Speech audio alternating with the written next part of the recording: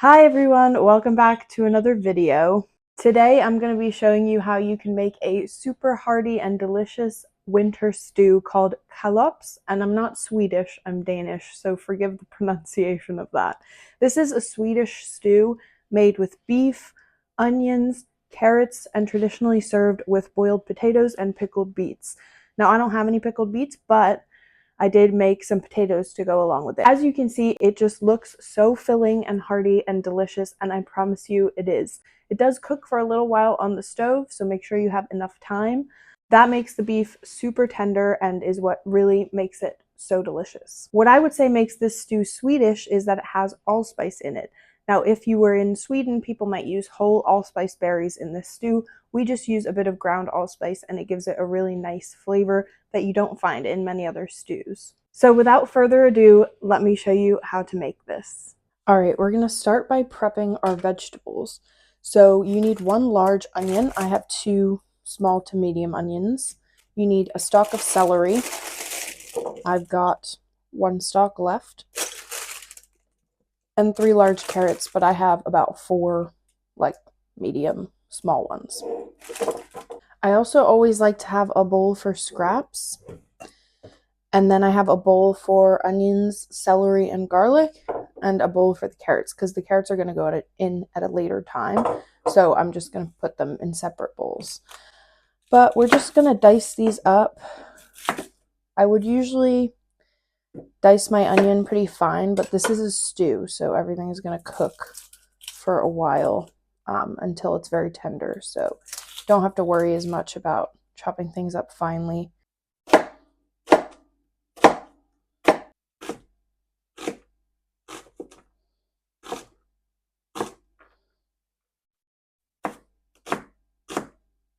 Okay, and that's just going to go into this bowl.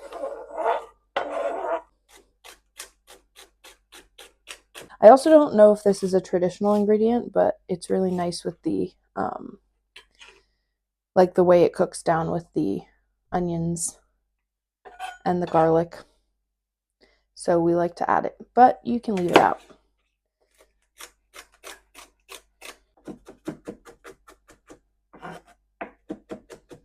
Now, if your cutting board is sliding around a lot, like mine is, you can put a wet paper towel underneath it.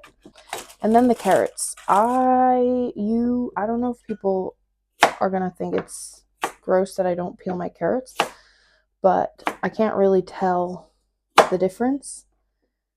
And, you know, I guess there's fiber in the skin. I don't know. You should definitely peel them if your carrots are especially dirty, or if you want to.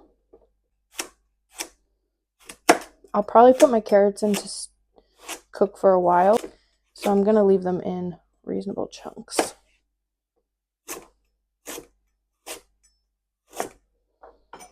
Onion, celery, garlic, and carrots.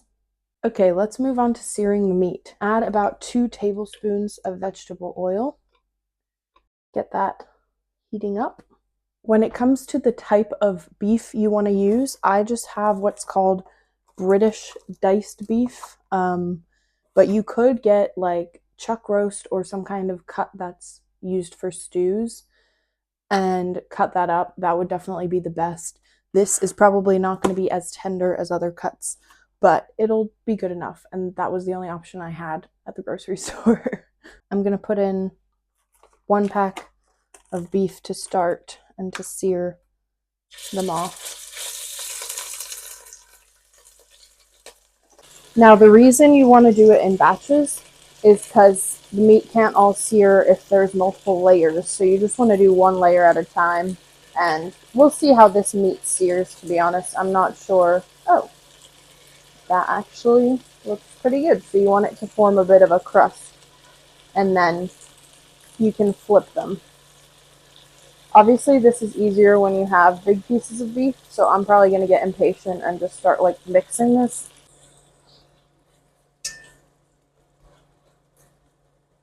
So guys, I can't lie, I've given up on the sear, and I'm going to dump the rest of these in. This is what happened last time I made this as well, because if you just don't have bigger pieces of meat, you just won't be able to get get a good sear, but you can still get them browned, and that's what you want from this step, because you want to like help lock in the flavor. I'm gonna go in with the onions, celery, and garlic and mix that around. I'm also gonna go in with salt. So you should actually probably season your meat before it goes in. I forgot. But salt also helps cook down those vegetables because it draws out moisture. And so you can kind of help them break down and cook a bit faster by adding salt. The vegetables are nice and soft now. So we're going to add the carrots. I'm adding them now because I want them to be very soft in the final stew, but if you want them to have a bit more of a bite, I would wait a little bit and add them while it's simmering. Now we're going to simmer it for a long time, probably about an hour and a half to 2 hours. We're going to add butter and flour. This is 1 tablespoon of butter and 3 tablespoons of flour. So this is sort of like similar to the base of a roux in the sense that this will help thicken up the stew. The butter goes in first and we wait for that to melt. We go in with the flour. And then, like a roux, you want to cook out the flour for a minute or 2 so that it gets rid of that raw flour taste, because we don't want that taste in the final stew. We're going to add a bit of allspice. It's a 1/4 teaspoon, but I'm just going to go for it. And here's where you can also add some more salt and pepper if you haven't added any yet. Now I've dissolved a beef stock cube in 720 milliliters of boiling water, and I'm going to add that now. And we're also going to go in with a few bay leaves, 3, but mine are in little pieces, so I'll probably do, yeah. And then bring it to a boil, which mine is already at a boil. So I'm then going to turn it down to a simmer and cover it. And that's for about an hour and 15 is actually what we have written in our recipe, but I'll probably do it for an hour because I do need to eat this for dinner tonight. It's been about an hour, so now is a good time to add the carrots if you don't want them to be super soft. Put the lid back on for another 45 minutes or so. Our stew is like 30 to 45 minutes from being done, so oops. So we're going to peel about 6 to 7 potatoes and put them in this pot of water to boil.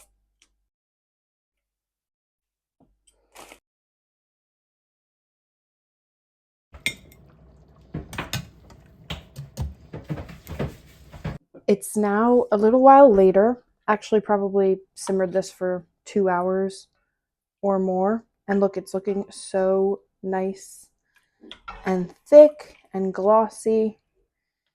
So at this point, you just want to take out the bay leaves. The ones you can see. Obviously, there might be some pieces here and there that you can't find, but that's okay. Just the lucky winner of a bay leaf, one of your guests or you.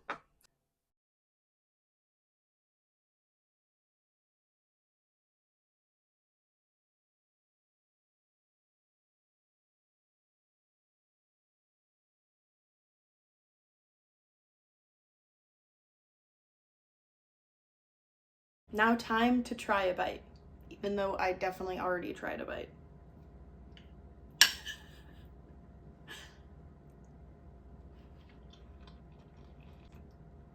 It's just the perfect hearty meal.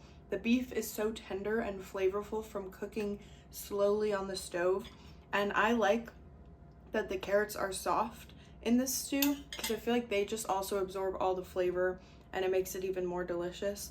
I will say I wish I had pickled beets because the acidity would really cut through like the richness of this. Obviously the potatoes are the perfect partner to the stew, but yeah, a bit of acidity, maybe pickled onions or pickled beets would be delicious too. I can't really fault this on a winter day. Like, it's just the ideal meal, really. So definitely give this a try if you're into this type of meat and potatoes dinner. And thank you for watching. If you want the recipe, it'll be linked here on the video, and you can always go to our playlists to see more of our dinner recipes like this one. A lot of them, because they're Scandinavian, are perfect for cold weather, so definitely check that out this winter. As always, make sure to subscribe to our channel and like this video, and let us know in the comments if you're going to try out this recipe. Thank you again for watching, and I'll see you for the next video. Bye!